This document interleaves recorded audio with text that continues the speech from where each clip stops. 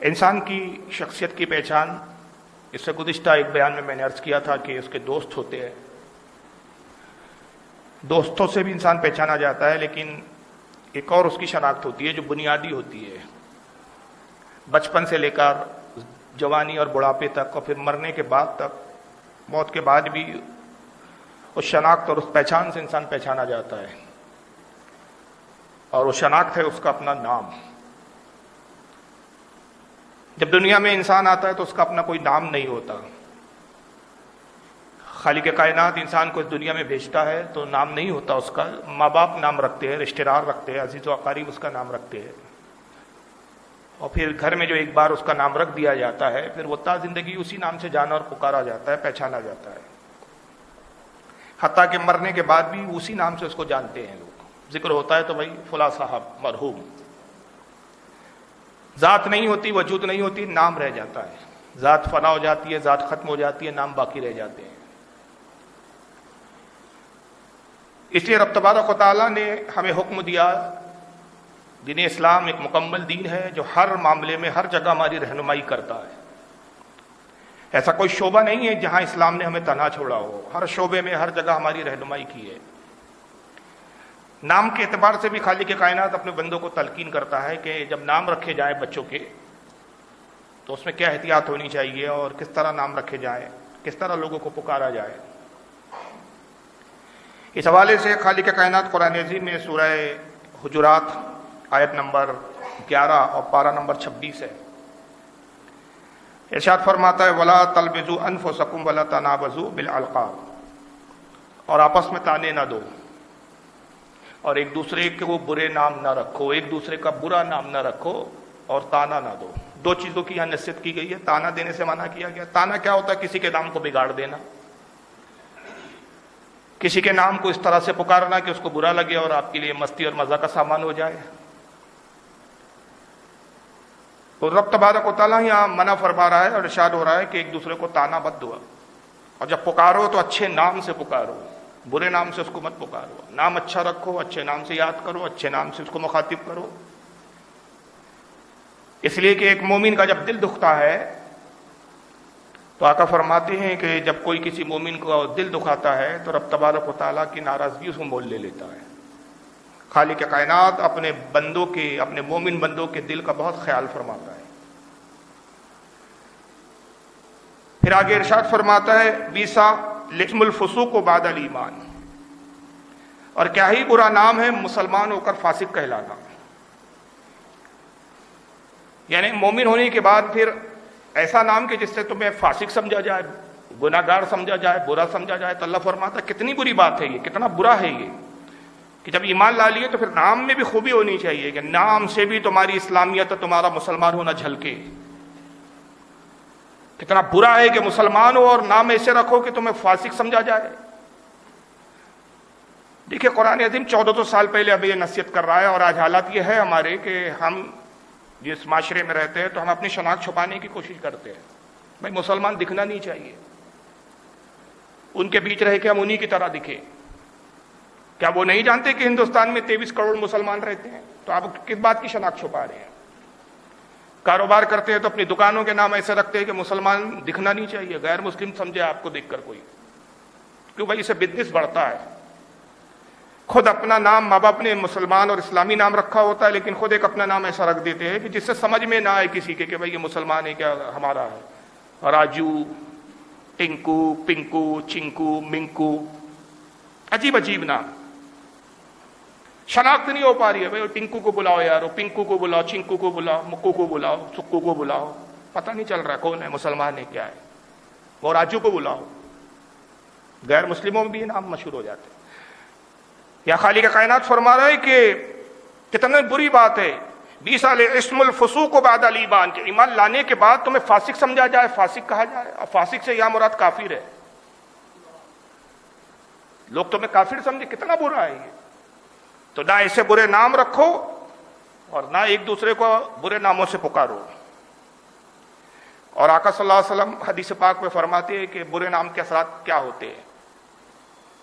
حضرت ابو دردہ سے روایت ہے، ابی دردہ رضی اللہ تعالیٰ عنہ قال قال رسول اللہ صلی اللہ علیہ وسلم حضرت ابو درداء رضی اللہ تعالی روایت کرتے ہوئے کہتے ہیں آقا صلی اللہ علیہ وسلم نے ارشاد فرمایا لوگوں بے شک تم روز قیامت اپنے ناموں سے پکارے جاؤں گے، اپنے باپ کے ناموں سے پکارے جاؤں گے، اس لیے اپنے نام اچھے رکھو۔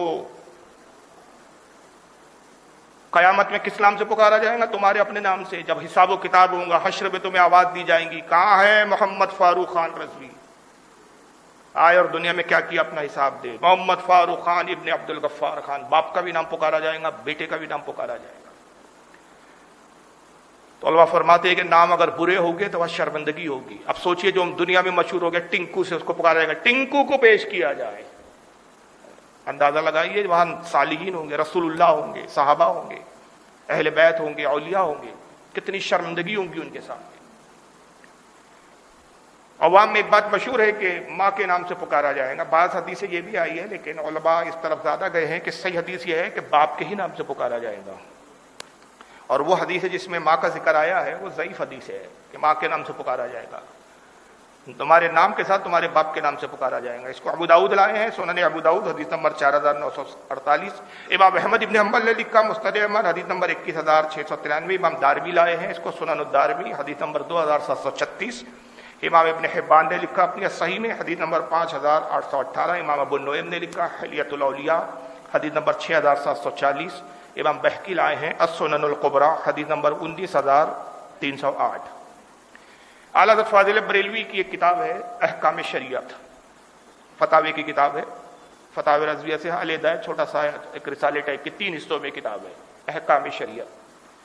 حصہ اول ہے اس کا اور صفحہ نمبر اس کا 76 ہے۔ اعلیٰ حضرت خود فرماتے ہیں اس میں اپنا چشمدید واقعہ، اپنا تجربہ بیان کرتے ہوئے کہتے ہیں کہ فقیر نے بچشم خود ایسے کبھی ناموں کا سخت برا اثر پڑتے ہوئے دیکھا۔ فقیر سے اعلیٰ حضرت کی اپنی ذات مراد ہے، عاجزی میں کہہ رہے ہیں کہ اس فقیر نے برے ناموں کا سخت برا اثر ہوتے ہوئے اپنی آنکھوں سے دیکھا ہے کہ جب نام برا ہوتا ہے تو اس کے اثرات بھی برے ہوتے ہیں۔ اچھا نام رکھو تو بچے پہ اثرات بھی اچھے ہوتے ہیں، صالحین کا نام رکھے جائے تو بچے میں صالحین کی خوبیاں آتی ہے، فاسق و فاجروں کے نام رکھے جائیں تو بچوں میں بھی وہی چیزیں آتی ہیں۔ نام رکھتے وقت اگر انٹینشن یہ ہو، سوچ یہ ہو، خیال یہ ہو کہ فلاں فلم ایکٹر کے نام پہ نام رکھنا ہے تو بچہ نچنیا ہی ہوگا، پھر مجاہد نہیں ہو سکتا، غازی نہیں ہو سکتا، فاضل نہیں ہو سکتا، قابل نہیں ہو سکتا، نچنیا ہی ہوگا، ناچے گا بھی، تھرکے گا، ماں باپ کو ستائیں گا، پریشان کرے گا، گالی گلوچ کرے گا، بدماشیاں کرے گا۔ اعلیٰ فرماتی ہے کہ میں خود بچش میں خود ایسے کبھی برے ناموں کو کا سخت اثر پڑتے دیکھا ہے، بھلے چنگے سنی صورت کو آخر عمر دین پوش ناحق پوش ہوتے ہوئے پایا ہے۔ یہ اعلیٰ حضرت کی اردو ہے، ناحق پوش، دین پوش۔ دین پوش مطلب دین میں مداہنت کرنے والا، دوگلا، کبھی ادھر وہابیوں کے بیچ گیا تو آپ بھی ٹھیک ہے، سنیوں میں آیا تو ہاں آپ بھی ٹھیک ہے، کیونکہ ادھر نیاز کھانے کو ملتی ہے، ادھر چائے پینے کو ملتی ہے، نقصان کہیں نہیں ہونا چاہیے۔ سنیوں میں رہیں گے تو نیاز ملے گی، وہابیوں میں رہیں گے تو چائے پانی کا خرچہ نکل جائے گا، تو آپ بھی ٹھیک بول رہے ہیں، ہاں آپ بھی ٹھیک بول رہے ہیں۔ گنگا گئے تو گنگا رام، مسلمانوں میں بیٹھے تو عبد الرحیم۔ تو یہ ہے دین پوش، مداہنت کرنا دین میں، جس کو ہم اپنی زبان میں کیا کہتے ہیں، مزبذب پلپلا۔ حالات کہتے ہیں اچھے اچھے نام کی وجہ سے، نام برے رکھے گئے، نام اچھے نہیں تھے، اس کے اثرات کیا پڑے، پلپلاہٹ آ گئی دین کے معاملے میں۔ اور فرماتے ناحق کوش، ناحق کوش یعنی ناحق بات کرنے والا، کبھی منہ سے حق بات نہیں نکلے گی اس سے، جب منہ کھولے گا تو مکاری ہی کرے گا، فریب ہی دیں گا اپنے بھائی کو۔ تو یہ اعلیٰ حضرت اپنا چشمدید واقعہ بیان کر رہے ہیں۔ تو اس سے پتہ چلا کہ نام اچھے رکھنے چاہیے۔ ایک ہے اسم، اور ایک ہوتا ہے لقب، اور ایک ہوتا ہے کنیت، 3 چیزیں ہیں۔ اسم کے معنی ہوتے ہیں نام، نام ہر انسان کا نام اس کے ماں باپ رکھتے ہیں، اور اگر ماں باپ نہ ہو تو رشتہ دار دوست و احباب رکھتے ہیں۔ نام کے معاملے میں عام طور پہ انسان کا اپنا اختیار نہیں ہوتا، اس لیے کہ جب اس کا نام رکھا جاتا ہے تو اس کو شعور ہی نہیں ہوتا، ہوش ہی نہیں ہوتا، بچہ ہوتا ہے دودھ پیتا ہوا ہوتا ہے۔ لیکن پھر یہ ہوتا ہے کہ جب شعور کی منزل پہ آتا ہے تو پھر بہت سارے حضرات، ہمارے یہاں یہ معاشرے میں بہت کم ہے، عرب میں یہ دستور تھا کہ اپنے نام کے علاوہ پھر کنیت رکھتے تھے، وہ ایک پکارنے کا نام اصل نام کے علاوہ۔ اور کنیت کیا ہوتی تھی؟ کنیت کے جو تعلق ہے، اس کی جو نسبت ہوتی ہے، ماں باپ، بیٹی بیٹا، بھانجا بھتیجا، ان کی نسبت سے وہ اپنا نام رکھتے تھے۔ جیسے سرکار کی کنیت ہے ابو القاسم، نام محمد کنیت ہے ابو القاسم. بعض اوقات صحابہ آپ کو ابو القاسم بھی کہہ کے پکارتے تھے. ابو القاسم کیوں کہ آقا کے جو سب سے پہلے صاحبزادے پیدا ہوئے ان کا نام قاسم تھا. ابو القاسم قاسم کا باپ, بیٹے سے نسبت ہے. ابو الحسن مولا علی کی کنیت ہے ابو الحسن, حسن کا باپ. ابو جعفر, حدیثوں میں آپ نام سن رہے ابو جعفر, یہ امام باقر کی کنیت ہے. ابو ہریرہ بلیوں کا باپ, بلیوں سے محبت تھی, آقا نے عبد الرحمن نام تھا, ابو ہریرہ کہہ دیا. اتنے مشہور ہو گئے کنیت سے, نام لوگوں نے بولنا بند کر دیا, نام چھپ گیا, کنیت مشہور ہو گئی. ابو ہریرہ ہی آتا ہے نام حدیثوں میں, اصل نام ہے عبد الرحمن. ابو حنیفہ ہمارے امام جن کی ہم تقلید کرتے ہیں, نام نہیں ہے ابو حنیفہ, کنیت ہے. حنیفہ کا باپ, لیکن حنیفہ نام کی کوئی بیٹی نہیں تھی آپ کی, یہ غلط فہمی میں نہ رہے.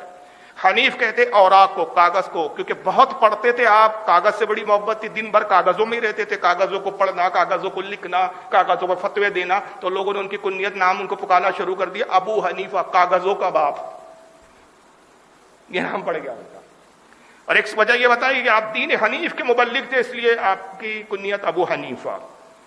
تو ایسی بہت ساری آپ ابو کے نام سے اس طرح کی آپ نے حدیثوں میں اور صحابہ کے نام سنیں گے. یہ ہوتی ہے کنیت. دوسرا ہوتا ہے القاب, لقب. لقب انسان خود نہیں رکھتا, جو رکھے نالائق آدمی ہے. لقب بزرگان دین, بڑے لوگ اپنے چھوٹے کو دیتے ہیں, اس کی خدمات کو دیکھ کر, اس کی خوبی کو دیکھ کر, خوبی کی بنیاد پر لقب دیا جاتا ہے. جس طرح کی خوبی ہوتی ہے انسان میں, اس بنیاد پہ اس کو بڑے, اس خوبی کی بنیاد پہ اس کو اس نام سے پکارنا شروع کر دیتے ہیں, تو اس کو کہا جاتا ہے یہ لقب ہے. مثال کے طور پہ صدیق یا ابو بکر صدیق, نام ابو بکر بھی نہیں, ابو بکر بھی کنیت ہے, اور اصل نام عبداللہ ہے. عتیق بھی لقب ہے, عتیق یعنی جہنم سے آزاد شدہ. سیدنا ابو بکر صدیق کا اصل نام کیا ہے پتا ہے, آپ نے سنا ہے کبھی؟ عبداللہ. یہ ابو بکر صدیق کا نام ہے. ابو بکر کنیت ہے, صدیق لقب ہے, آقا نے ان کو صدیق دیا, سب سے بڑھ کر سچ بولنے والا. فاروق یہ بھی لقب ہے, نام تو عمر ہے. فاروق عدل و انصاف کرنے والا, حق و باطل میں فرق کرنے والا. غنی یہ بھی لقب ہے, نام عثمان ہے, سرکار نے عثمان کو غنی کا لقب دیا, سب سے زیادہ سخاوت کرنے والا. اسد اللہ یہ مولا علی کا لقب ہے, اللہ کا شیر. سیف اللہ خالد ابن ولید کا لقب ہے, اللہ کی تلوار. یہ سب رسول نے دیا, انہوں نے خود سے نہیں رکھا ہے, یہ سرکار نے ان کو القابات دیے, بڑا چھوٹے کو دیتا ہے. امام بخاری کو لقب دیا گیا امیر المومنین فی الحدیث, محدثین میں امیر المومنین کی حیثیت جس کی ہو. سرکار نے شیخ عبد القادر جیلانی کو دیا گیا غوث اعظم, سب سے بڑا مددگار. حضرت شیخ علی حجوری کو لقب دیا, خواجہ غریب نواز نے لقب دیا, اور ان کو لقب دیا داتا گنج بخش. گنج کہتے جہاں اناج رکھا جاتا ہے, بخشش کا جہاں خزانہ ہو, بخشش کا جو گنج ہو. غریب نواز یہ اس زمانے میں سرکار محی الدین بھی لقب ہے, آپ کا نام ہے محمد سنجری, سنجر کے رہنے والے, نام محمد ہے.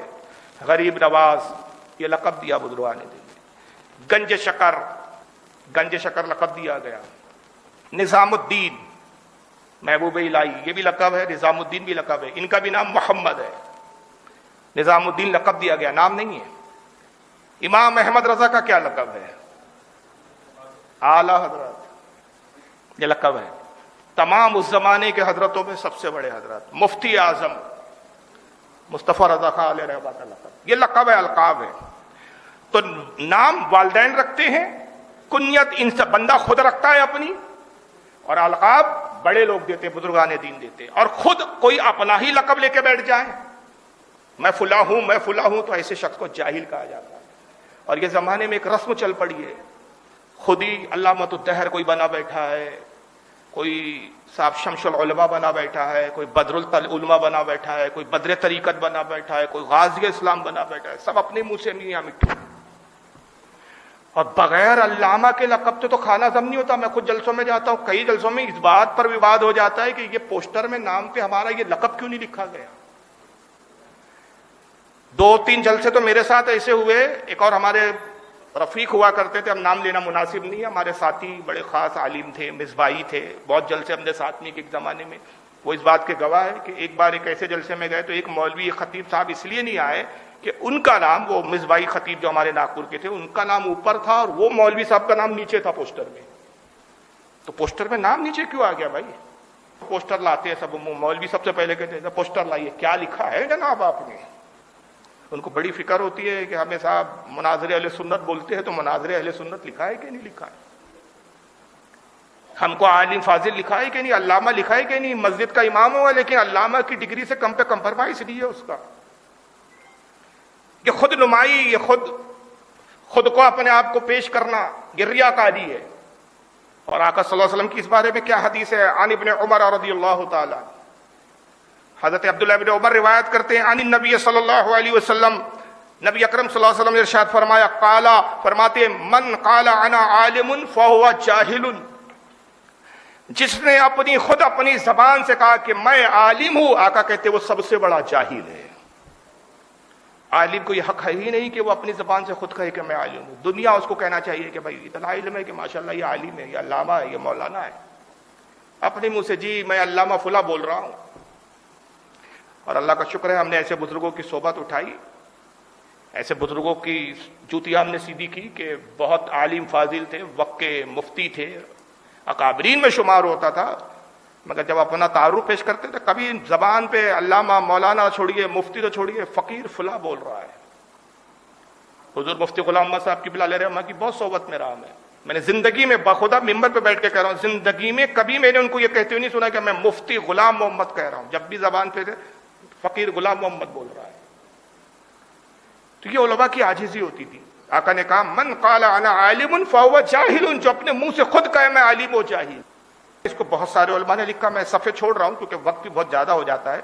جو خاص امپورٹنٹ جہاں باتیں ہوں گی وہی پھر میں صفحے نمبر بتا دوں گا، کیونکہ یہ ایسی بات نہیں کہ جو کوئی انکار کرے. اس کو امام طبرانی نے لکھا ہے المعجم الاوسط میں، امام غزالی نے اس حدیث کو احیاء العلوم میں لایا، امام دہلوی نے مفرد الفردوس میں لکھا اس حدیث کو، امام منذری نے الترغیب و ترہیب میں لکھا، امام ذہبی نے میزان الاعتدال میں، حافظ ابن کثیر نے اپنی تفسیر قرآن میں لکھا، امام حیثمی نے مجموع الزوائد میں اس حدیث کو لکھا، امام سخاوی نے اس کو المقاصد الحسنہ میں لکھا، امام سیوطی نے الجامع الصغیر میں لکھا، امام متقی الہندی نے کنز العمال میں لکھا، امام اجلونی نے کشف الخفا میں لکھا، اور بھی بہت سارے حوالے. لیکن یہ چند حوالے دے دیا میں نے تاکہ یہ بات روشن ہو جائے. یہ رسول اللہ کا فرمان ہے.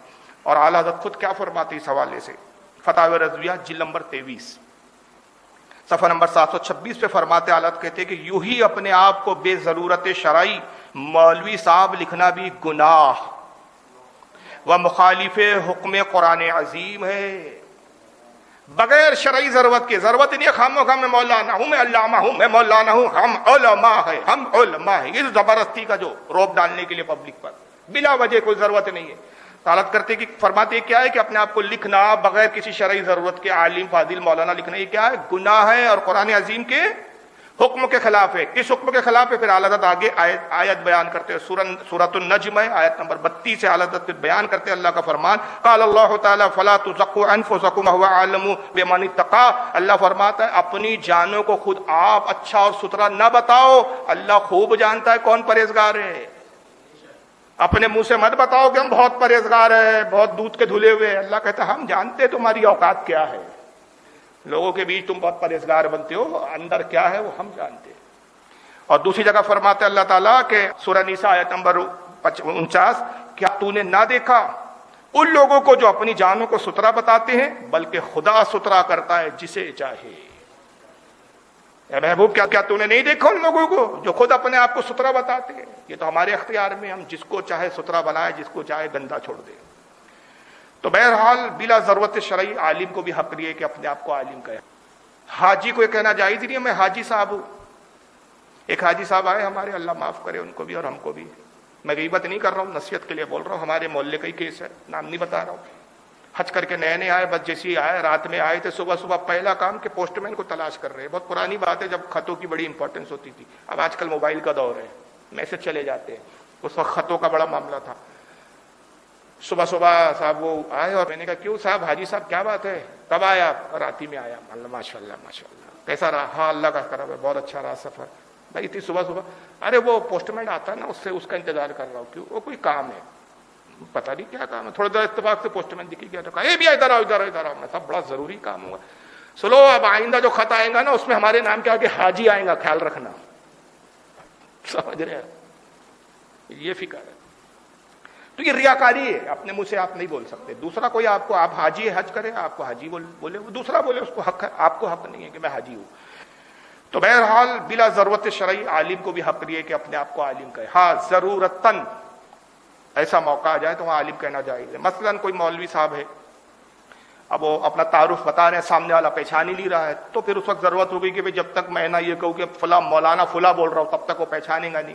تو اس نیت سے کہ تعارف ہو جائے, پہچان ہو جائے, تو پھر اس وقت جائز ہے. اور اس کو بھی اعلیٰ حضرت فتاوی رضویہ جلد نمبر 23 صفحہ نمبر 726 پہ بیان کرتے فرماتے ہیں, ہاں اگر کوئی شخص حقیقت میں عالم دین ہو اور لوگ اس کے فضل سے ناواقف, اور یہ اس سچی نیت سے کہ وہ ناواقف لوگ آگاہ ہو کر فیض لے, ہدایت پائیں, اپنا عالم ہونا ظاہر کرے تو مذائقہ نہیں. یعنی عالم کی نیت یہ ہو کہ میں اپنے آپ کو عالم اس لیے بتاؤں تاکہ لوگ جانیں کہ بھئی عالم ہے, تم اس سے فیض لے, دین حاصل کرے, شریعت کا علوم حاصل کرے. یہ نیت سے اگر وہ پھر کہے گا میں عالم ہوں تو جائز ہے. اور اس نیت سے کہ لوگ میری بہت عزت کرے, احترام کرے, لوگ مجھے علامہ سمجھے, ہاتھ پیر چومے, نذرانے دے, تو یہ چیز کیا ہے, پھر گناہ ہے, ناجائز ہے.